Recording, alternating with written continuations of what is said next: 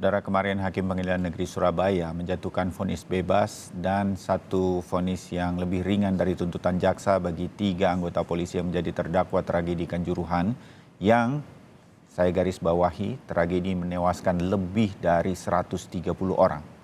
Lalu bagaimana keluarga korban menanggapi vonis tersebut? Kami sudah bersama kuasa hukum dari para korban tragedi Kanjuruhan, Imam Hidayat. Mas Imam, selamat pagi. Ya, selamat pagi Mas Bayu. Ya, terhadap vonis kemarin terhadap 3 terdakwa. Boleh tahu, Mas Imam, apa tanggapan dari keluarga para korban? Mas Imam? Ya, kita sejak awal itu kan sudah menolak laporan polisi model A ya di Polda Jatim, di Hmm, mana LPA ini kan dibuat oleh petugas yang terimbas tragedi Kanjuruhan. Kalau nggak salah itu polisi dari Tulungagung apa Trenggalek ya. Sejak awal kita sudah menduga ini akan berjalannya tidak sesuai dengan rasa keadilan. Kemudian yang kedua juga rekonstruksi ini tidak melibatkan keluarga sama sekali dan diadakan di lapangan Polda Jatim. Di hmm, mana di dalam rekonstruksi ini tidak tergambar sekali anggota Brimob ini menembakkan secara vertikal ke tribun ya.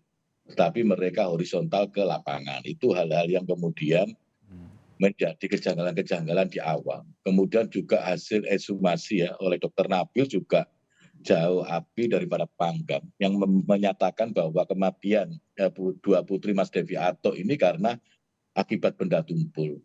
Padahal kan jelas bahwa tidak semua korban itu mati di depan pintu 13 tertumpuk-tumpuk terinjak-injak. Tapi Mas ya, Devi Ato putrinya ini juga matinya di tribun ya. Di tribun artinya keadaan bersih, nggak ada berjubelnya penonton Aremania, juga keluar busa di mulutnya, di kemaluannya keluar air seni, kemudian mukanya membiru dan matanya memerah.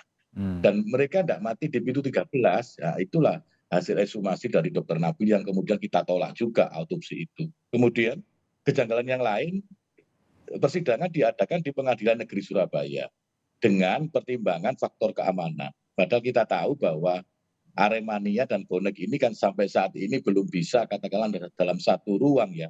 Pasti diduga atau hmm, diindikasikan takut nanti ada chaos. Tetapi kan dipaksakan. Kalau seperti itu kan akhirnya persidangan terbuka terbatas, Mas. Ya, terbuka terbatas, media terbatas, masyarakat juga, keluarga juga terbatas untuk mengikuti sidang itu.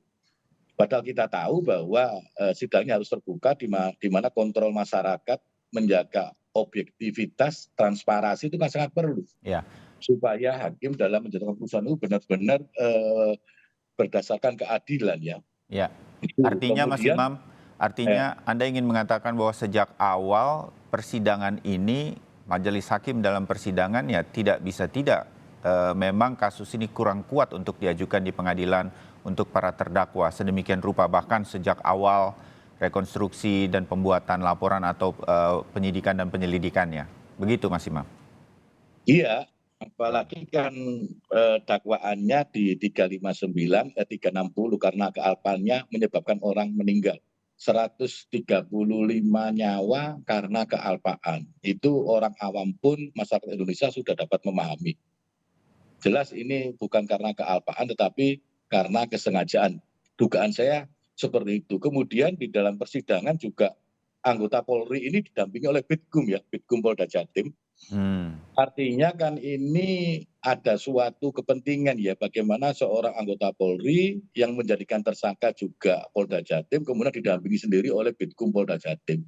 Tentu ini melanggar Undang-Undang 18 tahun 2003 ya mengenai advokat ya, terutama di pasal 2, di pasal 3 bahwa yang bisa berpraktek di pengadilan itu adalah seorang advokat yang tentu juga melalui pendidikan awal PKPA, hmm, UPA dan mempunyai sumpah. Itu pun juga dilanggar ya, artinya majelis hakim juga dengan ya, pertimbangan tersendiri mengizinkan Bitkum untuk mendampingi 3 anggota ya, yang kemudian ujungnya juga 2 bebas, yang satu kena 1,5 ya. ya, Terus kejanggalan yang lain Mas Bayu, terdakwanya ini kan di tingkat tengah ya, belum mastermind-nya belum, PSSI, kemudian LIP, Hardian Lukito itu juga dari 6 hanya 5 yang naik. Hardian Lukito ini nggak bisa naik karena dokumennya kurang lengkap dan sampai hmm, persidangan diputus pun nggak ada kabar nih kemana nih Hardian Lugito. Ini kan menjadi apa ya, dugaan-dugaan kita ini semakin mengerucut ya. Memang ada pengkondisian ya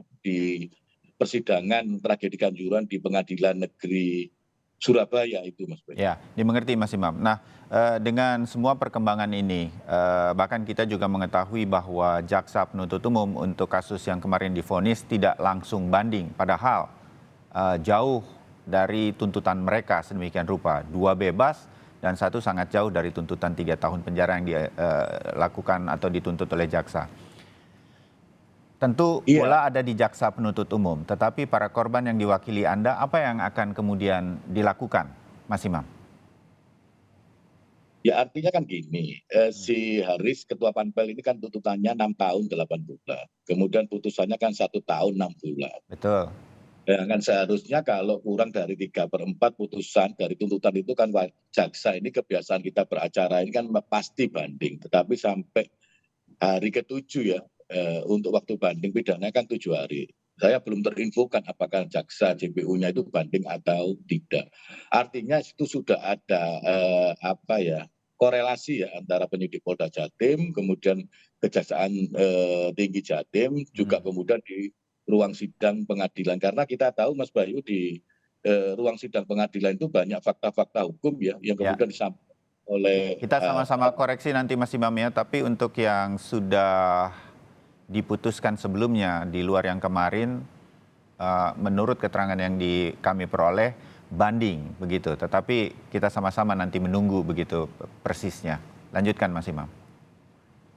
ya, artinya dengan melihat keadaan seperti itu kita akan fokus di LP model B kita ya, laporan Hmm, polisi oleh masyarakat. Artinya klien saya itu kan melaporkan di LPB di Polres Panjen dengan sangkaan 338 dan 340 mulai tanggal 5 November Mas Bayu. Sampai ini ya. hari 5 bulan yang prosesnya masih berjalan di tempat, artinya masih tahap penyelidikan. Hmm, Kemudian kita juga menerima 5 SP2AP ya.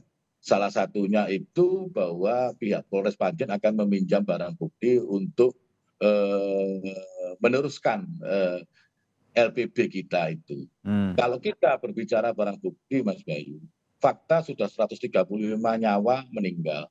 Saksi saya kira mau 10, 100, ya tuh ada semua, iya tuh. hmm. Kemudian bukti CCTV, ya video, ya tuh. Dan banyak lagi ya. Saya kira ini saya lihat bahwa Polres Panjen ini menangani ini tidak sungguh-sungguh, artinya masih penyelidikan. Karena yang kita laporkan di sini kan mulai mastermind sampai eksekutor ya. Oke. 8 apa 10 anggota BRIMOB yang menembakkan di gas air mata kedaluarsa itu di tribun ya. Tapi itu Hmm. prosesnya masih belum berjalan juga, masih proses penyelidikan ya. Oke. Itu Mas. Ya, Mas Imam, terakhir Mas Imam ya. Saya tahu para korban didampingi Mas Imam dan kawan-kawan sudah datang ke Jakarta menghadap Menko Polhukam, menghadap Komnas HAM, sedemikian rupa. Tetapi masih banyak fakta-fakta yang hari ini Mas Imam katakan, saya dan kita semua jadi lebih tahu bahwa banyak hal yang sebetulnya dipertanyakan dari sejak awal proses penyelidikan sampai berlangsungnya sidang di Surabaya. Padahal kejadiannya di Malang sedemikian rupa. Mas Imam dan keluarga masih punya harapan bahwa ini kemudian bisa diselesaikan dengan cara seadil-adilnya terutama bagi korban dan keluarga korban. Mas Imam. Ya, kita akan terus berjuang Mas Bayu. Memperjuangkan keadilan bagi anggota korban tragedi Kanjuruhan. Makanya kita sudah menghadap beberapa katakanlah orang yang punya pengaruh seperti Pak Muldoko di KSP, kemudian Pak Mahfud di Menko Polhukam. Ya. Artinya kita minta ya keseriusan daripada Pak Joko Widodo ya sebagai Presiden Republik Indonesia untuk lebih serius ya. Kemudian untuk lebih memperhatikan bagaimana penanganan tragedi Kanjuruhan ini kan tragedi terbesar nomor 2 di dunia. Tentu kita akan malu sebagai bangsa yang mengklaim dirinya sebagai negara hukum. Apa itu ya? Kita minta mulai awal minta diterbitkan Perpu, Mas Bayu. Hmm. Peraturan pemerintah pengganti undang-undang tentang penyidik independen karena belum ada aturan sama sekali yang mengatur tentang ya tindak pidana kolektif yang dilakukan oleh anggota dan masyarakat sipil. Ini kan Hmm. penyidikannya terpisah, ya toh. Ya. Anggota di Propam, kemudian masyarakat sipil di penyidik. Nah, itulah yang mungkin membuat Polri ini merasa kesulitan, juga merasa mungkin ada suatu kekuatan yang kemudian menekan mereka, sehingga beberapa bulan yang lalu kan Kapolri sempat mengumumkan ada tambahan 2 tersangka, tapi sampai putusan ini hari kan nggak diumumkan Ya. siapa 2 tersangka itu. Justru malah si Hadian Lukitonya nggak nggak ketahuan jundrungnya kemana ini. Ya, itulah saya minta kepada Bapak Joko Widodo untuk lebih intent ya, untuk lebih serius ya, untuk memperhatikan penanganan tragedi Kanjuruhan, Mas Bayu. Baik, baik. Mas Imam Hidayat, pengacara dari korban tragedi Kanjuruhan, terima kasih waktunya. Kita masih, Ya. saya pastikan kita masih akan terus mengikuti perkembangannya dan bertukar informasi dan menyampaikannya kepada publik seperti pagi ini. Salam kami untuk para korban dalam perjuangan kali ini. Terima kasih, Ya. Mas Imam. Selamat pagi. Terima kasih, Mas Bayu. Ya.